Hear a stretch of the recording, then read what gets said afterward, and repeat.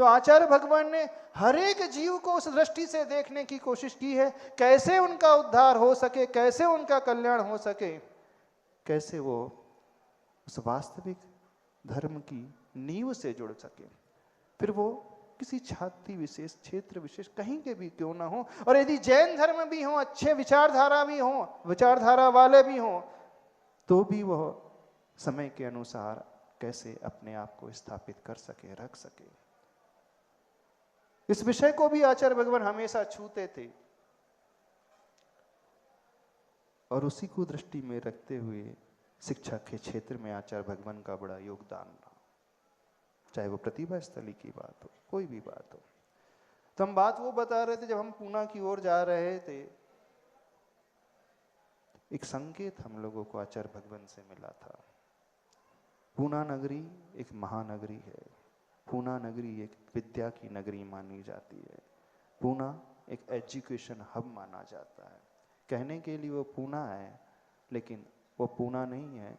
सारे भारत में रहने वाले, चाहे वो उत्तर वाले हो, दक्षिण हो, पश्चिम हो, उत्तर पूर्व में कहीं के भी रहने वाले, किसी भी प्रांत के रहने वाले, किसी भी भाषा को बोलने वाले, किसी भी जाति वाले हैं, सारे के सारे वहाँ जाकर के माइग्रेट होकर के रहने लगे हैं। पढ़ाई की बात हो, चाहे सर्विस की बात हो, अब वो पूना नहीं, वो पूरा कल्चर जो एक भारतीय कल्चर हो गया। और यदि हम जिन धर्म की प्रभावना चाहते हैं, तो ये तब संभव होगा वहाँ रहने वाले बच्चे और बच्चियाँ शिक्षा के साथ साथ चारित्र को भी और संस्कार को भी सुव्यवस्थित रख सके। और उसी दृष्टि को ध्यान में रखते हुए आचार्य भगवान ने बड़ी दूर की सोची थी।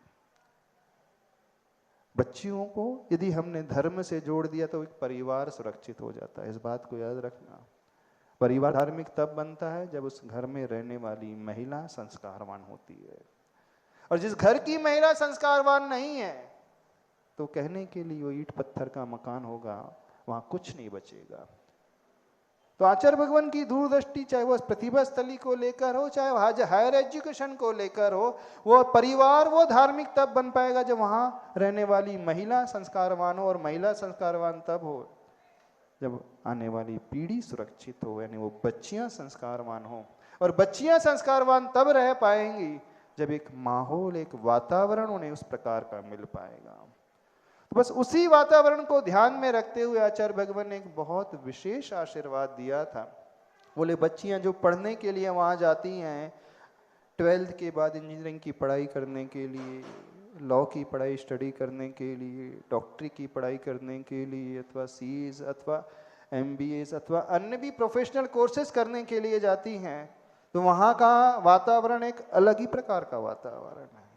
यदि कोई पुणे गया हो, इंस्टीट्यूशनल एरिया को देखा हो और शाम की जो लाइफ देखा होगा, तो लगता ही नहीं कि वो भारत में घूम रहा है। ऐसा ही लगता है कि वो वेस्टर्न कंट्रीज में ही घूम रहा है, क्योंकि वहाँ का रख रखाव, रहन सहन, खान पीन, पहनावा, बोल चाल, व्यवहार बाहर से भारतीय है, अंदर से तो वह पूरा पाश्चात्य संस्कृति में ढला हुआ है। अब आधुनिकता के इस दौर में बच्चों और बच्चियों को शिक्षण भी देना जरूरी है। ऐसा नहीं है कि हम धार्मिक बना करके रखना चाहते हैं तो गांव तक सीमित रख दिया जाए, नहीं। आधुनिकता के अनुसार शिक्षा भी है, लेकिन पूर्व के अनुसार धार्मिक शिक्षा भी दिया जाना चाहिए।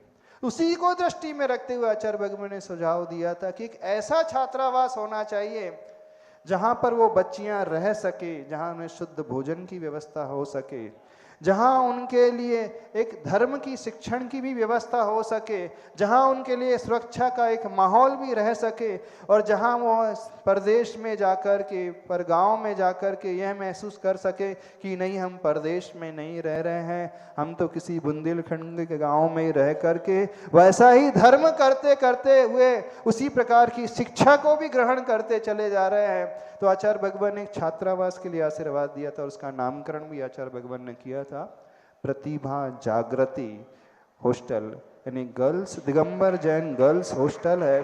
और आचार्य भगवान के आशीर्वाद से पूना में वो प्रतिभा जागृति हॉस्टल बनकर के तैयार हो चुका है। और आने वाले समय में 2 और भी प्रतिभा जागृति हॉस्टल बनकर के तैयार हो जाएंगे 6 महीने से 1 साल के पीरियड में, जहां लगभग 300 बच्चियों के शिक्षण, शुद्ध भोजन, चरित्र निर्माण, संस्कार की व्यवस्था होगी।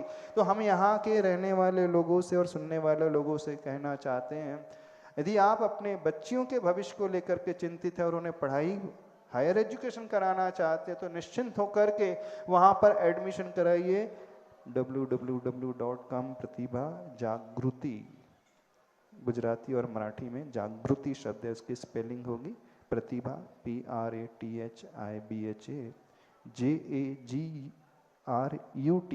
इस यहाँ पर जाओगे तो आपको वेबसाइट में सब कुछ एड्रेस मिल जाएगा। और इस सेशन से मई जून से नेक्स्ट सेशन से एडमिशन भी शुरू हुआ, तो वहाँ पे लगभग 125 बच्चियों की व्यवस्था है। तो उन बच्चियों के लिए कहना है वहाँ पर जाकर के रहना और रहते हुए आचार्य भगवान को स्मरण में डालना।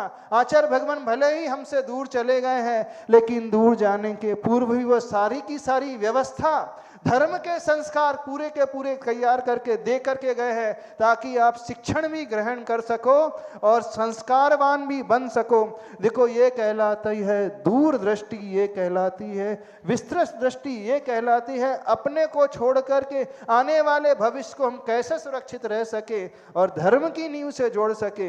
ये दृष्टिकोण वास्तविक दृष्टिकोण कहलाता है और यही वास्तविक धर्म है और यही सक्रिय सम्यक दर्शन की, प्रैक्टिकल सम्यक दर्शन की परिभाषा कहलाती है। तो आप सभी लोगों से जो सिर्फ मंदिर में जाकर के पूजा करने वालों को ही धर्म समझते हैं, उन सबसे कहना है थोड़ा सा अपनी दृष्टि को बदलना सीखो। जो धर्म आप जिनवाणी की पूजा में पढ़ते हो ना, थोड़े से अपने हृदय का आचरण का अंग बनाना सीखो।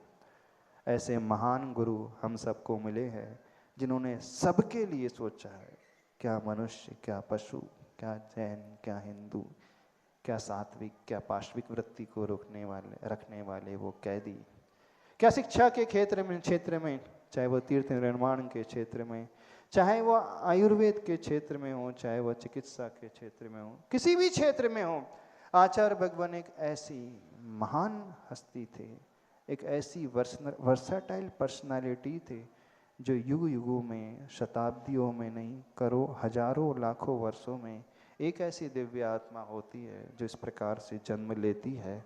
ये हम सबका ही पुण्य का उदय था कि आचार्य भगवान का सानिध्य, उनकी निकटता, उनके संस्कार, उनकी शिक्षा, सब कुछ हमें मिला। अब हमारा कर्तव्य है जो वो देकर के गए हैं उसे हम अपने जीवन में अक्षरशः पालन करें और उसे आगे बढ़ाने की कोशिश करें। अभी तो इतना ही कहना पर्याप्त समझते हैं। अभी महाराष्ट्र के प्रवचन होंगे। बोले संत श्रोमणी आचार्य भगवान गुरुदेव श्री विद्यासागर जी महाराज की।